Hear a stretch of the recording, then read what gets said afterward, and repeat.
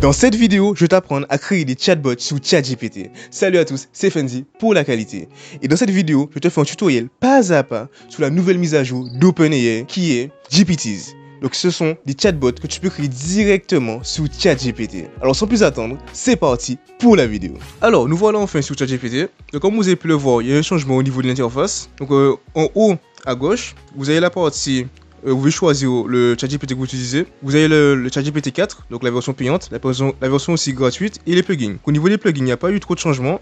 Vous avez toujours le plugin store qui est ici. Donc le plugin store, il va certainement être amélioré au fur et à mesure du temps. Si vous voulez une vidéo complète sur les plugins, dites-le moi en commentaire. Vous avez aussi l'interface où vous pouvez poser des questions directement. Donc c'est pour aider ChatGPT à vous répondre plus efficacement. Et là, donc la partie qui nous intéresse, c'est cette partie-là. Donc la partie en haut à gauche, vous avez les chatbots que vous allez créer sur ChatGPT. Donc là, j'en ai créé un sur ce compte-là pour vous montrer. Et vous avez aussi le ChatGPT normal. Donc vous cliquez sur Explore et vous arrivez dans la mise à jour de ChatGPT. Donc là où il y a les GPTs. Tous ces GPTs-là ont été créés par ChatGPT, c'est écrit by ChatGPT. Donc le but, je pense que ce qu'ils vont faire, c'est créer un vrai store où vous pouvez avoir, un peu comme pour le plugin store, vous pouvez vraiment avoir tous les chatbots qui ont été créés par les développeurs, par vous en fait, et on pourra l'avoir directement. Je pense qu'il y aura des prix. Je sais pas si c'est eux qui vont fixer les prix ou si vous qui pourrez fixer directement les prix sur le store. En tout cas, il y aura une sorte de store. Bon, tout ça, c'est les chatbots qui ont été créés par ChatGPT. Ils sont pas très utiles. Nous, on n'est pas là pour s'amuser des chatbots. On est vraiment là pour se faire de l'argent. Donc, si vous voulez vous amuser, vous pouvez l'utiliser. Mais le but, c'est vraiment de créer votre propre chatbot. Là, vous avez vos chatbots que vous avez créés. Donc, MyGPTs. Et le but, ça sera d'aller sur Create a Chatbot. Donc, c'est une version bêta. On clique. Alors, donc, il faut savoir que c'est vraiment simple de créer un chatbot sur ChatGPT comparé à Voiceflow et BotPress. Donc, si vous n'avez pas regardé mes vidéos sur Voiceflow et BotPress, regardez-la dès maintenant. Vous avez la partie création où vous devez créer le chatbot avec du texte. Donc c'est vraiment comme si vous criez, comme si vous faites, vous parlez à ChatGPT. Juste vous posez des questions avec du texte et ça crée le chatbot. Là c'est vraiment intuitif comparé à tout ce qui est Voiceflow, BotPress, ManyChat. Là c'est vraiment intuitif. Vous pouvez aussi avoir une partie configuration. Vous pouvez choisir le nom de chatbot, la photo, la description. Donc description c'est vraiment pour vous retrouver. Parce que quand vous créez des chatbots, vous en aurez vraiment beaucoup. Au fur et à mesure vous allez vous amuser à créer plein de chatbots. Et si vous savez pas quoi c'est le chatbot, ça va être compliqué. Donc vous pouvez vraiment décrire le chatbot. Non, ça se fait automatiquement. La partie instruction aussi. Donc à quoi il sert. Quelle est son utilité? C'est plus pour ChatGPT, pour l'aider. Vous avez la conversation starter. Donc en gros, c'est pour lui dire, si vous voulez voir, vous pouvez avoir différents messages qu'il pourra envoyer depuis le début. Donc par exemple, comme vous avez vu au début, sur ChatGPT normal, là vous avez des questions qui sont déjà prédéfinies. Donc montrer pour un extrait de code, rédiger un aperçu de cours. Et ça sert à ça en fait, pour avoir des questions prédéfinies, pour aider l'IA à vous répondre plus efficacement. Donc on retourne sur l'Explore, Create a GPT, ça passe configuration. Vous pouvez ajouter une base de connaissances. Donc le système de base de connaissances, c'est exactement le même système que sous Voiceflow et sous BotPress. Donc vous pouvez regarder ma vidéo sur la base de connaissances qui sera aussi utile pour cette vidéo du coup. Donc c'est vraiment une base de connaissances comme sous Voiceflow et BotPress. Vous prenez des fichiers en PDF, vous pouvez aussi prendre des photos, vous pouvez aussi prendre des textes que vous avez fait, des textes par exemple sur WordPress ou sur Google Doc et vous les envoyez ici. Envoyez ici pour aider justement le chatbot à mieux comprendre. Parce qu'en gros là, vraiment ce qui est incroyable avec cette mise à jour, c'est cette partie-là, la partie base de connaissances. Parce qu'auparavant, ChatGPT utilisait les informations qu'il y avait en public sur les sites web. Et en plus, ce n'étaient pas des informations qui étaient récentes, vu qu'ils n'avaient pas le droit. C'est vraiment des informations qui n'étaient pas forcément utiles. Mais grâce à ça, juste à ce site partie de la base de connaissances, vous pourrez créer des chatbots spécifiques à l'entreprise avec laquelle vous travaillez. Alors, le but de votre agence AIE, c'est bien sûr de créer des chatbots et le créer pour vos clients. Donc, ce sera plutôt des chatbots de ressources internes qui ont un peu un rôle de secrétaire, qui pourront s'occuper des tâches plutôt les tâches administratives, aussi tout ce qui est prise de rendez-vous en interne. Donc tout dépend de la niche, tout dépend de votre client. Alors, je vais faire une vidéo complète sur tous les services que vous pouvez vendre grâce aux GPTs. Alors, abonnez-vous à la chaîne pour les rater. Vous pouvez aussi avoir la partie web browsing, d'aller image. En gros, c'est les accords que vous donnez à ChatGPT. Donc en gros, est-ce que vous le laissez utiliser votre ordinateur, est-ce que vous utilisez le DALL-E aussi générateur et le code interpréteur. Donc le code interpréteur, c'est tout ce qui est codage. Donc si vous n'utilisez pas de codage, ça ne sera pas grand-chose de l'activer. Mais le mieux, c'est de le laisser en basique. Vous pouvez aussi ajouter une action. Donc ajouter une action, c'est pas forcément utile. Là, c'est plutôt du codage. Donc ça sera à vous de voir au niveau, fonction de votre niveau. Donc là, le but, c'est vraiment faire une vidéo où vous expliquer les bases. Donc, on commence par créer notre chatbot. Déjà, il faut créer un chatbot qui a du sens. Donc, imaginons qu'on travaille pour une entreprise qui vend du bois, donc des planches de bois. Et le but, ça serait de créer un chatbot qui pourra aider les clients de l'entreprise. Alors, vu que eux, ils vont vendre du bois, ils vont vendre tout ce qui est planche, tout ce qui est palette, et leur but à eux, ce serait que les clients achètent plus de bois. Donc pour acheter plus de bois, il faut faire des choses avec le bois. Donc si ce qui serait intéressant pour eux, c'est peut-être avoir un chatbot de ressources internes.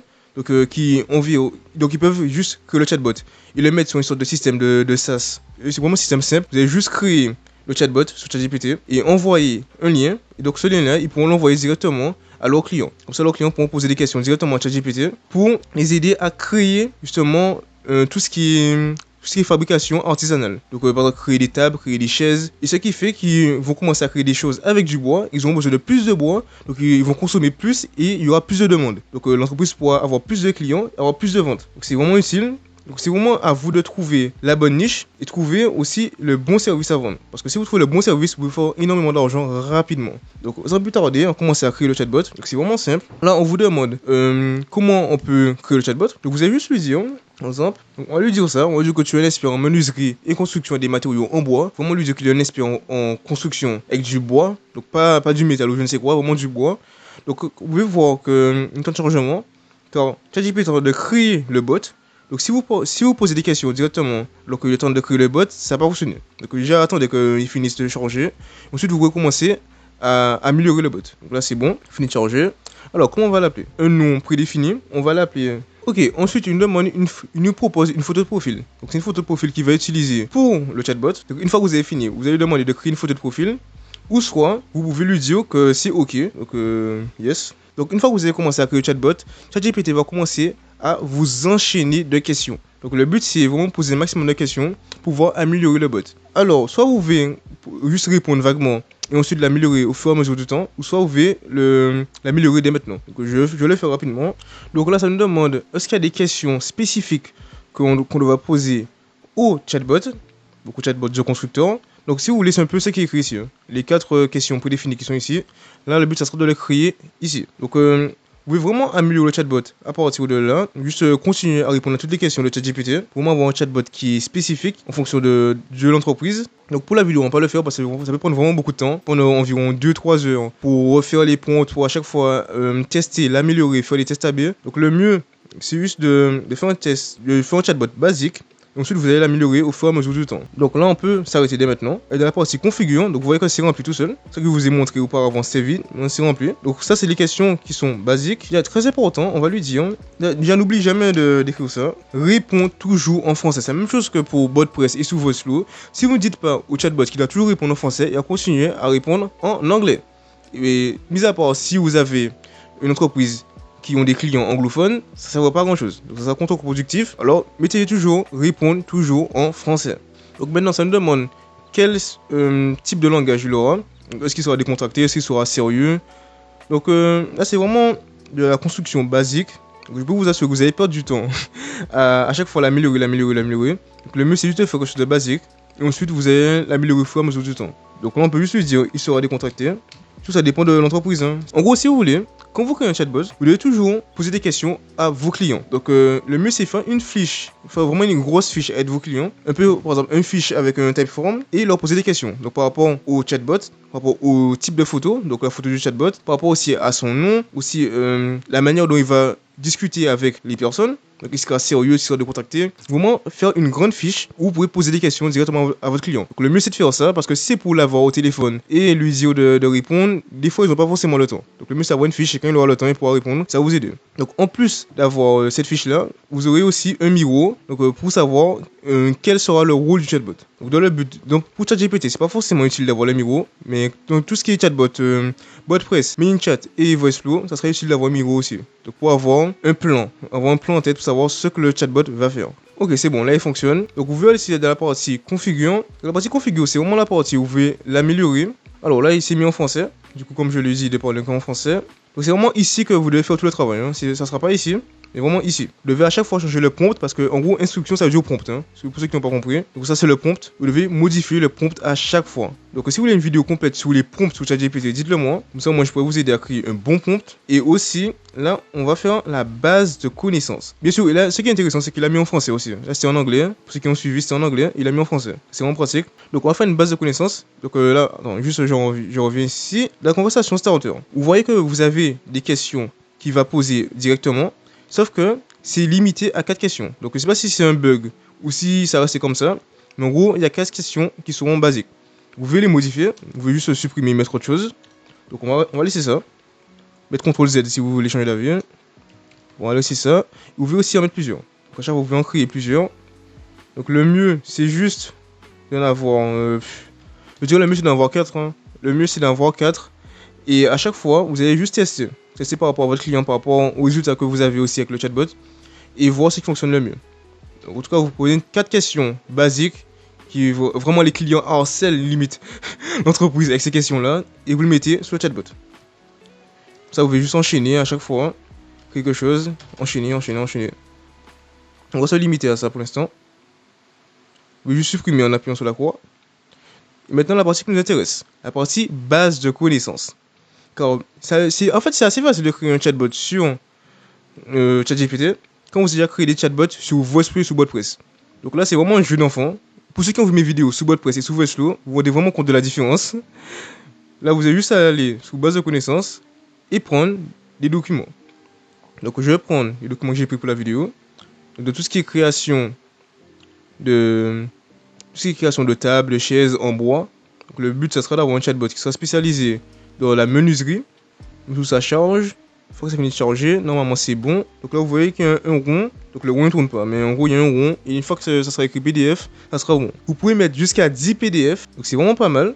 Donc bien sûr 10 PDF c'est pas comparable à WordPress et VoiceFlow. Et bien sûr là c'est le début. J'imagine que dans quelques mois vous pourrez peut-être mettre une centaine de PDF. Et vous pouvez vraiment avoir un chatbot qui sera complexe.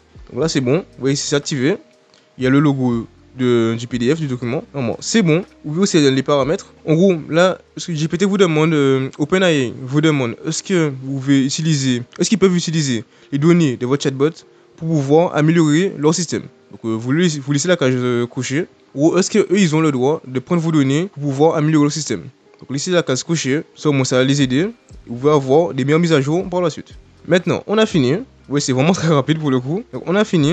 Vous pouvez épingler une photo, des textes et je pense aussi des audios. Donc il faudra aussi tester. Maintenant, si vous voulez partager votre bot, vous pouvez aller sur Update. Vous avez la partie Only Me. Donc il n'y aura que vous qui aurez accès directement au bot. Vous pouvez mettre Only People with a Link. Ça veut dire que ça crée un lien. Vous pouvez partager le lien à l'entreprise avec laquelle vous travaillez, donc à votre client. Et l'entreprise pourra partager aussi ce lien-là à ses salariés, peut-être même à ses clients. Donc en fonction du bot que vous allez créer, il pourra directement partager le lien. Donc ça sera un lien que vous allez créer. Vous pouvez cliquer sur le crayon et là, vous arrivez directement sur la partie paramétrage. Alors, vous pouvez choisir un nom de domaine. Donc ça c'est plutôt pas mal au niveau de la publicité. Donc vu que vous avez votre agence, vous avez peut-être créé un site web. Donc c'est en fonction de vous si vous voulez créer un site web ou pas. Mais si vous voulez créer un site web, vous pouvez mettre le nom de domaine ici.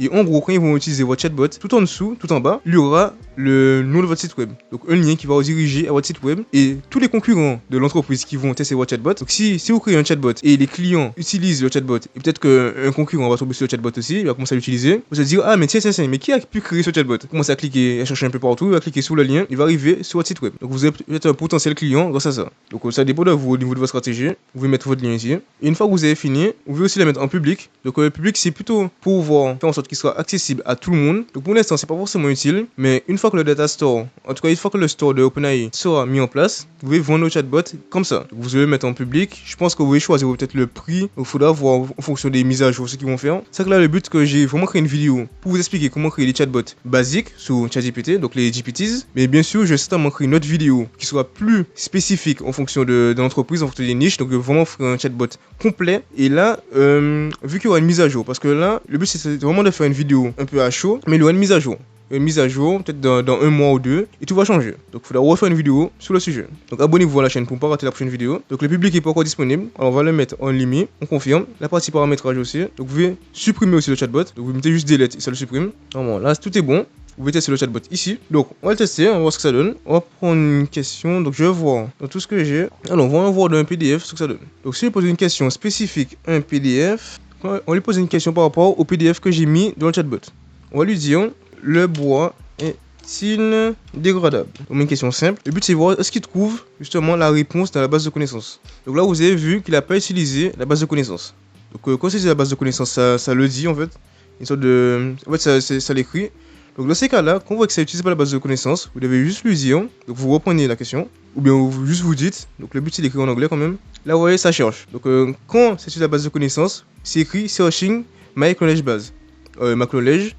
Et si c'est pas écrit, ça veut dire qu'il n'a pas utilisé la base de connaissances et donc c'est juste un chatbot basique. S'il n'utilise pas la base de connaissances, c'est juste qu'il a utilisé les données sur le web. Donc c'est ChatGPT basique. Vous devez vraiment faire attention à ça. Et le mieux, c'est mettre dans le prompt, utilisez toujours la base de connaissances. Vous échangez le prompt. Vous pouvez aussi le mettre dans les questions prédéfinies, donc les 4 questions. Vous pouvez mettre aussi un bouton, donc utilisez la base de connaissances pour répondre aux questions. Comme ça, vous allez dire à l'entreprise, donc à ses salariés, de toujours cliquer sur ce bouton-là pour voir commencer la discussion. Donc vous supprimez tout le reste, vous supprimez les 3 autres et vous laissez un seul. Ça, il y a toujours cliquer là-dessus pour voir utiliser le chatbot. Donc là, vous voyez qu'il y a les réponses. Il utilise... Voyons voir est-ce que les réponses sont bonnes ou pas. Alors là, vous voyez qu'il n'a pas réussi à trouver les réponses aux questions. Donc dans ce cas-là, le mieux, c'est juste d'améliorer. Soit vous améliorez le chatbot, donc au niveau du prompt, ou soit vous prenez donc, toutes les informations ici et vous les mettez sur un PDF. Donc vraiment comme la vidéo base de connaissances, vous prenez toutes les informations et vous les mettez sur un PDF. Car ChatGPT trouve mieux les informations quand ils sont vraiment mis dans l'ordre en fait. Là, vous voyez qu'il y a un peu des photos de partout, il y a des textes qui sont incorporés dans des photos.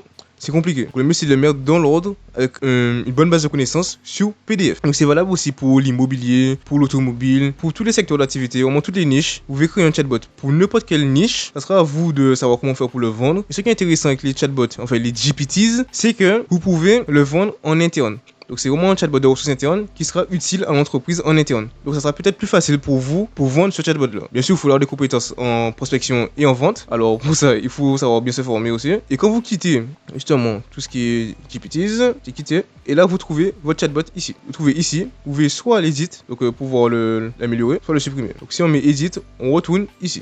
Maintenant, quand tu sais créer des chatbots sur ChatGPT, tu as 2 choix. Soit tu crées directement tes chatbots et tu les vends sur le store d'OpenAI en espérant te faire un petit peu d'argent tous les mois, ou soit tu crées ton agence d'automatisation par intelligence artificielle, donc une agence AI, et tu vends tes chatbots directement aux entreprises. Car grâce à ChatGPT, tu peux vendre des chatbots de ressources internes. C'est le service principal que je vends dans mon agence, donc je vends ces chatbots là entre 1000 à 3000 euros par mois, sauf que moi je les crée sous BotPress, vu que les GPTs n'existaient pas encore, et maintenant qu'ils existent, je peux remplacer BotPress et VoiceFlow par ChatGPT. Alors tu as juste à créer ton agence et commencer à prospecter pour ensuite vendre tes services.